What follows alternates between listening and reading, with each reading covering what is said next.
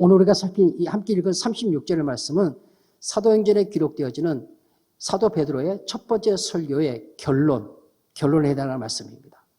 사도행전 2장 14절부터 쭉 해서 13절에 걸쳐서 이 베드로의 첫 번째 설교가 시작이 되어집니다. 그리고 그 설교의 결론이 36절 말씀인데, 여러분, 사도행전은 하나님께서 오순절 하나님의 성령이 임하고 임하신 성령께서 교회를 통해 성령 받은 성도들을 통해서 교회 가운데 성도들 가운데 불어넣으신 하나님의 소원, 하나님의 뜻을 성령 하나님께서 친히 어떻게 이루어 가시는가, 이루어 가시는 그 일에 교회와 성도들이 어떻게 즐거이 쓰임 받았는가 하는 것을 기록한 말씀이 사도행전, 그렇게 말씀드릴 수 있습니다.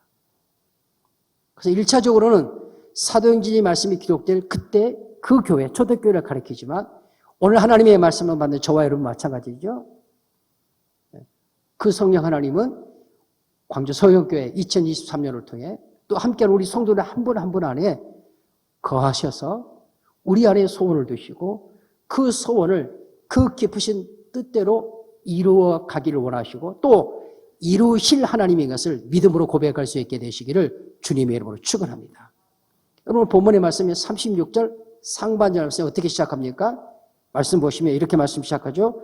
그런즉, 여러분, 그런즉은 앞에 베드로가 쭉 설교했던 내용을 받는 거예요. 연결했기 때문에. 그런즉 이스라엘 온 집은 확실히 알지니.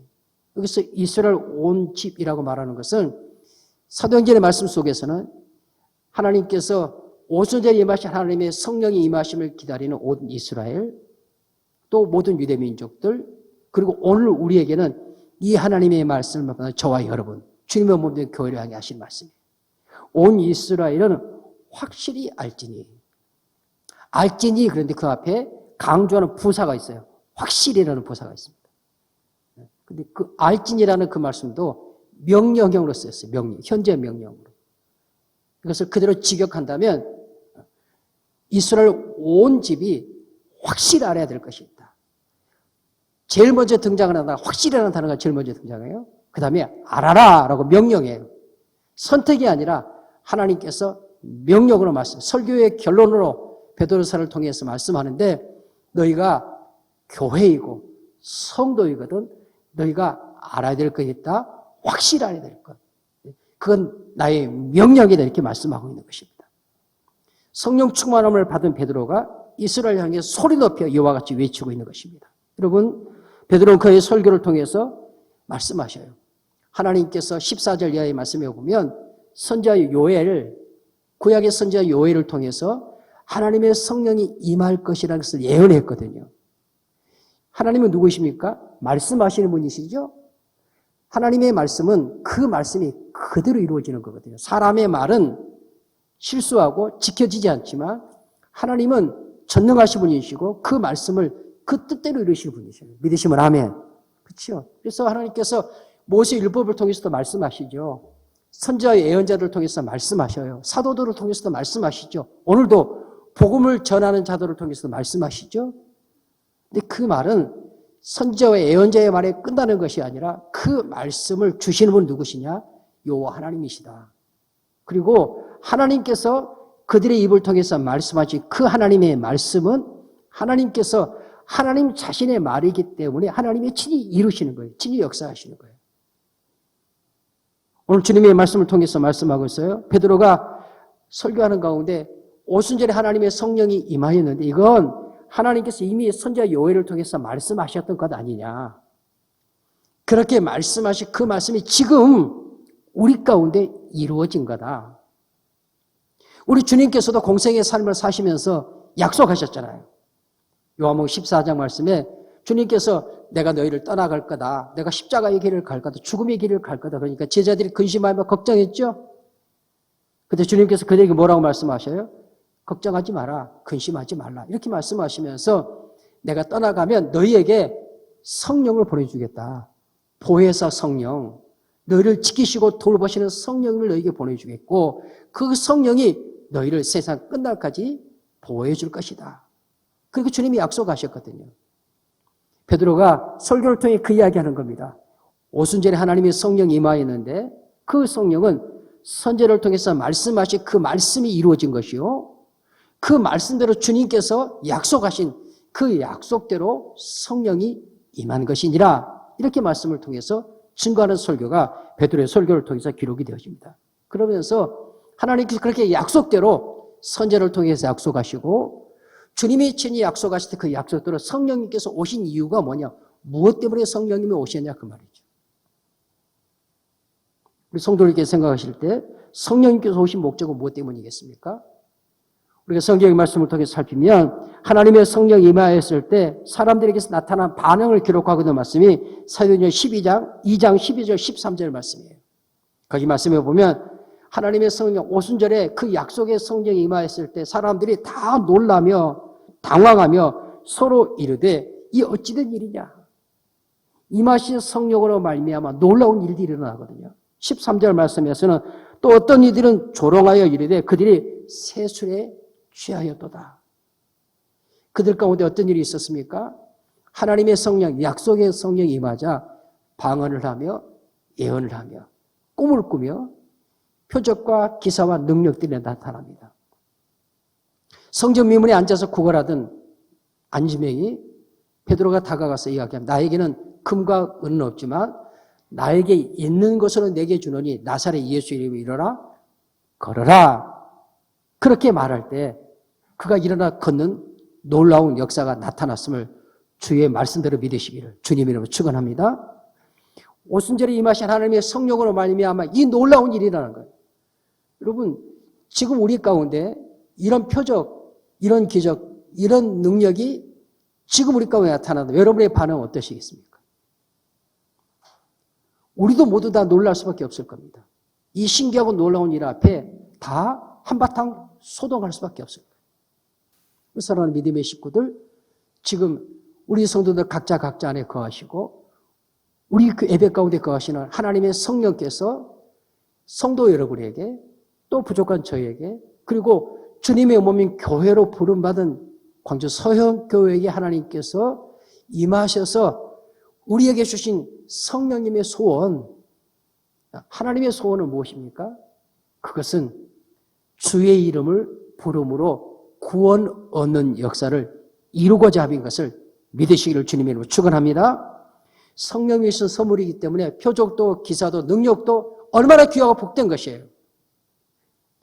그러나 자칫 잘못하면 마치 예수님을 따르는 무리들이 그랬던 것처럼 정말로 보아야 할 구원의 예수님을 붙잡지 못하고 표적과 기적과 능력만을 따라다녔던 것처럼 오순절에 임하신 하나님의 성령의 능력으로 말미암아 각양 은사와 직분과 가장 능력들을 하늘의 기사로 땅의 징조로서 나타내시는데 그 겉으로 드러난 현상만 보고 그 일을 행하시는 이신 성령님을 그리고 그 성령님께서 오신 목적, 그 궁극적인 목적을 깨닫지 못한다면 그것은 허상을 붙잡고 있는 거다.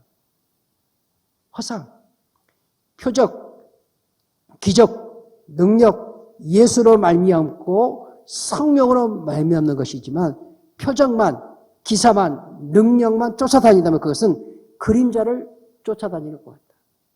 실체는 놓친 채, 정말로 붙잡아야 것을 놓친 채 그림자 신앙이 될 수 있는 거죠. 여러분 오늘 우리 주변에 그런 그림자 신앙을 가진 사람이 얼마나 많은지 몰라요. 여기서 능력이 있다. 저기서 표적이 있다. 여기서 은사가 있다. 저기서 은사가 있다고 말하면 여기저기 마치 그림자처럼 실체를 알지 못한 채 헉헉거리며 쫓아다니는 그런 신앙의 유형이 얼마나 많은지 몰라요. 베드로 사도는 분명히 이야기합니다. 하나님의 성령이 약속대로 오신 것은 그런 그림자 쫓는 신앙이 아니라 실체, 실물, 본체이신 하나님의 성령을 너희로 힘있게 하려 하며 그 성령을 힘입은 자는 그의 삶을 통해서 주의 이름을 부르는 은혜의 자리에 사람들이 나올 수 있도록 복음을 전하고 그 주님의 이름으로 구원받은 역사를 성령받은 너를 통해 성령받은 너희 교회를 통해서 성령님께서 이루기를 원하신 거다. 그래서 이 사실을 알고 하나님의 성령 받은 자, 성령의 능력을 힘입은 자는 어떤 삶의 자리에 있든지 어떤 형편이든지 간에 성령께서 내 안에 거하시는 그 이유, 그 목적을 알고 그 소원을 따라 행하는 하나님의 자녀의 삶을 살게 되는 것입니다. 2023년 한 해 우리 안에 그리고 우리 성도들 각자 안에 그 성령님께서 임하신 그 목적, 그 소원, 그 뜻대로 우리 성도들의 삶을 통해서 우리 교회를 통해서 주 예수의 이름을 믿어 구원, 영생을 얻는 은혜의 역사가 하나님 앞에 풍성하게 올려줄 수 있게 되기를 주님 이름으로 축원합니다. 두 번째로 살피는 말씀은 30절 하반절 말씀인데요. 성령 받은 교회, 이 성령 받은 교회의 마땅한 모습이 무엇인가를 베드로가 그 설교의 결론을 통해서 말씀합니다. 말씀 보십시오. 확실히 알지니 명령하고 있다고 말씀드렸죠. 무엇을 명령합니까? 너희가 십자가에 못 박은 이 예수, 너희가 십자가에 못 박은 이 예수, 이 설교를 듣는 1차 청중은 오순절에 하나님의 성령의 능력으로 말미암아 표적과 기사와 능력을 보고 있는 이스라엘 백성들, 히브리 민족들, 그리고 거기에 함께 많은 무리들이에요. 베드로 그들을 향해서 말해요. 예수를 십자가에 못 박은 자가 누구냐? 너다. 그렇게 말씀하는 거예요. 너희들이다. 그렇게 말씀하는 거예요. 다른 누구가 아니에요. 나의 죄 때문에, 내가 지은 나의 죄 때문에 예수님께서 십자가에 못 박히셨다는 사실을 하나님 앞에 깨닫고 고백하는 은혜가 있게 되시기를 주님의 이름으로 간절히 축원합니다. 나 아닌 누군가 아니에요. 베드로가 설교해요. 너희가 십자가에 못 박은 예수 이렇게 말씀합니다. 우리는 모두 다 율법의 저주 아래서 영원한 사망에 이를 수밖에 없는 자들이었어요. 근데 주님께서 그 율법의 저주를 대신 다 짊어져 주시고 그 저주 아래 매인받아요 십자가에서 죽임당하신 거죠. 그것은 제가 우리 성도님들 한 분 한 분이 그 율법의 저주 아래에서 영원한 사망에 이를 수밖에 없었는데 그 사망에 이르지 아니하고 영원한 사망이 아닌 영원한 생명을 얻게 하시려고 우리 주님께서 나 대신 율법의 저주 아래 십자가에 못 박아 죽임당하셨음을 주님의 말씀대로 믿으시기를 주님의 이름으로 간절히 축원합니다. 베드로 그 이야기하는 거예요. 누가 예수를 십자가에 못 박았느냐? 네가 그랬어. 네 죄 때문이라고 말씀하시는 거예요. 하나님의 성령이 그 안에 임한 자는요. 나의 죄 때문에 예수님이 십자가에 못 박혔다는 사실을 시인할 수밖에 없어요. 고백할 수밖에 없어요. 그리고 그 하나님의 성령은 우리로 하여금 우리 안에 있는 허물과 죄악을 깨닫게 하거든요. 보게 해요. 나 때문에 주님이 십자가에 죽으셨다는 사실을 믿는 자들은 주님의 십자가 앞에 나올 수밖에 없어요. 나와서 회개의 눈물로 주님 앞에 감사의 은혜의 찬송을 올려드릴 수밖에 없는 것이죠. 베드로 설교합니다. 너 때문에 너희 죄 때문에 그 예수가 십자가 못 박아 죽임을 당하였는데 그 예수는 너희가 죽인 그 예수는 하나님이 주, the Lord, 왕, 주인, 주와 그리스도, 메시아, 구원자, 구속자가 되게 하셨느니라. 너희가 죽인 그 예수, 그 예수가 너희의 주인이다. 너희의 왕이다. 온 천지와 만물의 절대 주권자요. 그가 너희를 구원하기 위해 우리 가운데 오신 메시아 그리스도 구주시다. 이 사실을 베드로가 그 설교의 결론을 통해 선포하고 있는 것입니다.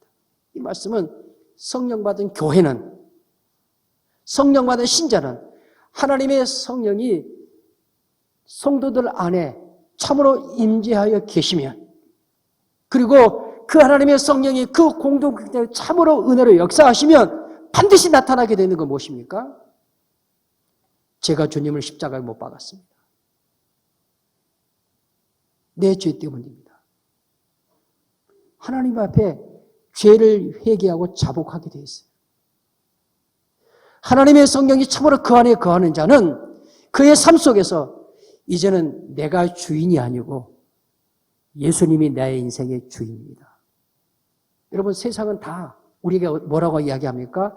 하나님 없는 바벨론 세상. 하나님 없는 바벨론 세상을 우리가 뭐라고 이야기해요? 네가 주인이야. 네가 왕이야. 누가 뭐라 그래? 네 인생 네가 주인이 되어 네가 왕으로 살아. 그게 하나님 없는 바벨론 세상이 주는 메시지죠. 그러나 그런 삶을 살 수밖에 없고 그런 삶을 기뻐하던 우리 안에 하나님의 성령이 임하시면 어떤 변화가 나타나요? 아하, 내가 주인이 아니요 내가 왕이야. 내게 주어진 나의 삶, 천지와 모든 만물의 주인은 그것을 창조하신 우리 주님이시구나. 죽어야 할 나를 구원하신, 그래서 자기의 죽음을 통해 나를 피값으로 사신, 그러니까 주인이죠. 값주고 샀거든요. 땅의 가치, 금은보화로 산 게 아니에요. 금은보화로 우리를 살 수 없어요. 영생을 얻는 자녀로 살 수 없습니다. 그것은 하늘로부터 임하는 하나님의 은혜로만 되는 것이거든요. 사람에게서 나는 것이 아니에요. 혈육으로 말미암은, 혈통으로 말미암은 것이 아니에요. 유대인이냐 히브리인이냐 민족으로 말미암은 게 아니에요.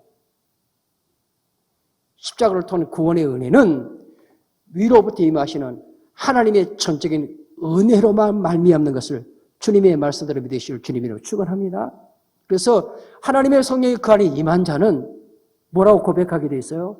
이전에는 내가 주인이고 내가 왕이었는데 내 인생도 내가 주인이 아니에요. 주님이 주인이시고 내가 왕이 아니요 주님이 왕이요. 천지 만물의 주인도 그것을 창조하신 주님이십니다. 여호와 하나님이십니다. 이 고백의 자리로 나오게 되어 있는 것, 베드로가 설교하는 그 말씀대로 믿고 고백할 수 있게 되시기를 주님의 이름으로 축원합니다. 한 가지 더, 하나님의 성령이 그 안에 각자 안에 임하고 그리고 그 공동체에 임하게 되었지만 그 하나님의 성령으로 말미암아 우리가 죽인 내 죄 때문에 죽으신 그 예수를 그리스도라고 고백하게 되었단 말이에요. 메시아라고 고백합니다. 내 죄 때문에 죽임당한 그 예수가 나의 구원자, 나의 구속자이십니다라고 고백하게 되어 있어요. 지식으로 되지 않아요. 하나님의 성령의 능력으로 말미암아 되는 것이에요.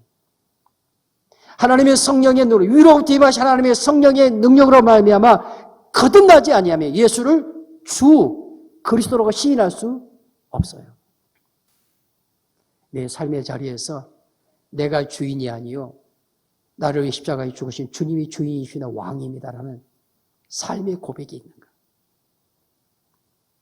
그리고 그 주님이 나의 삶 가운데서 나의 구원자, 나의 메시아이심을 증거하는 그 증거가 내 삶으로 맺혀지는 거야. 여러분, 베드로가 이 설교를 한 후에 사도행 2장 42, 47절 말씀에서는 살아있는 교회, 즉 성령님이 거하시는 교회, 살아있는 성도, 살아있는 신자, 하나님의 성령이 그 안에서 잠잠히 계시고 살아 역사하시는 교회의 특징, 교회의 본질 네 가지를 이야기해요. 존 스토트 목사님이 이 부분을 설명을 하면서 살아있는 교회의 네 가지 표지를 이야기했어요. 첫 번째 표지는 2장 42절 말씀에 가면 그들이 사도들의 가르침, 사도의 가르침을 받아. 하나님의 성령이 거하는 자는 하나님의 진리의 말씀을 사모해요. 성령의 진리의 영이기 때문에. 말씀이 선포되고 그 하나님의 말씀을 배우기를 즐거워해요. 여러분, 왜 반듯하게 성경을 이렇게 함께 합니까? 왜 통독 성경 함께 합니까? 왜 날마다 묵상을 그렇게도 목사가 강조하는 것입니까? 그렇게 강조했을 뿐만 아니라 그러지 않을지라도 하나님의 성령은 진리 영이시기 때문에 우리 안에 계셔서 진리의 말씀을 사모하게 하신다니까요. 금년 우리 교회 성경 암송만 개설했어요. 은사별 사역 지원. 여러분, 돌아서면 잊어버리신가요? 그런 말씀 많이 하시죠? 돌아서면 금방 잊어버린다고.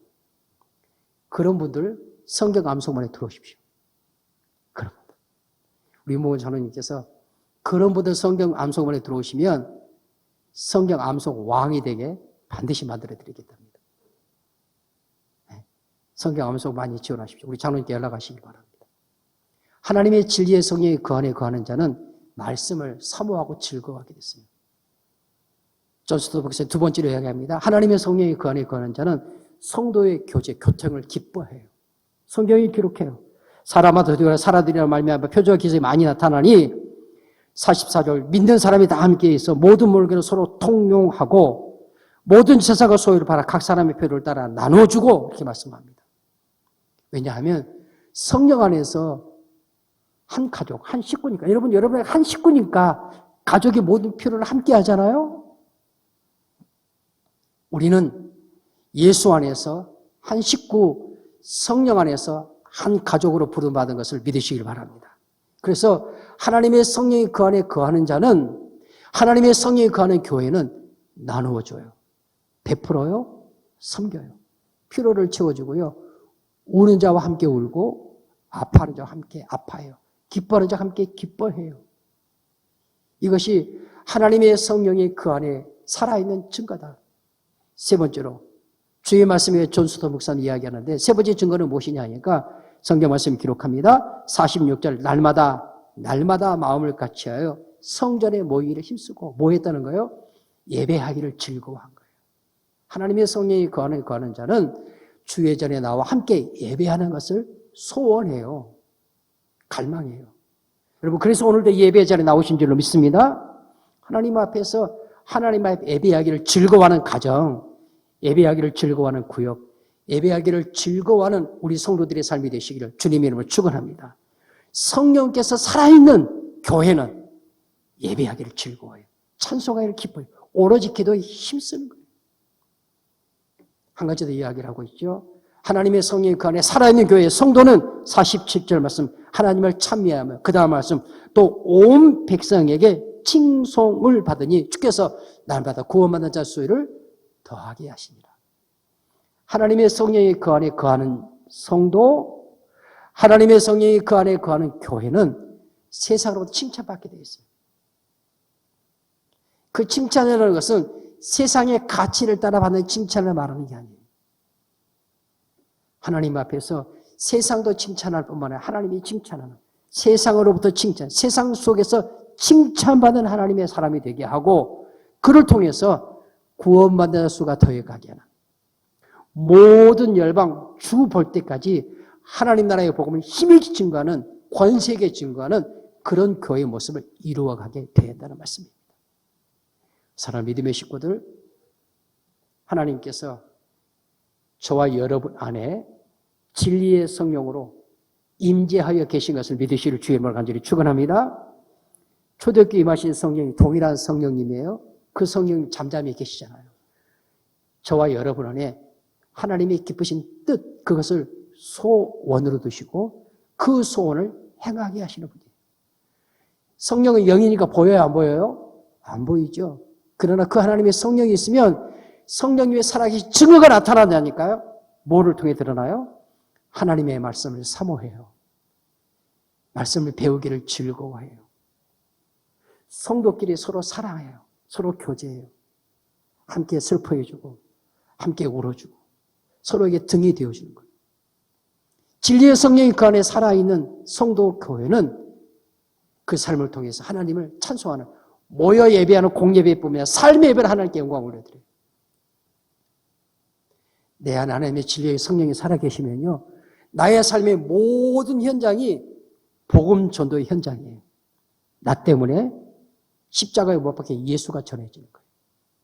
나 때문에, 그 전해진 예수님 때문에 구원받는 하나님의 자녀들이 날마다 더해가는 역사를 이루게 되는 것이에요.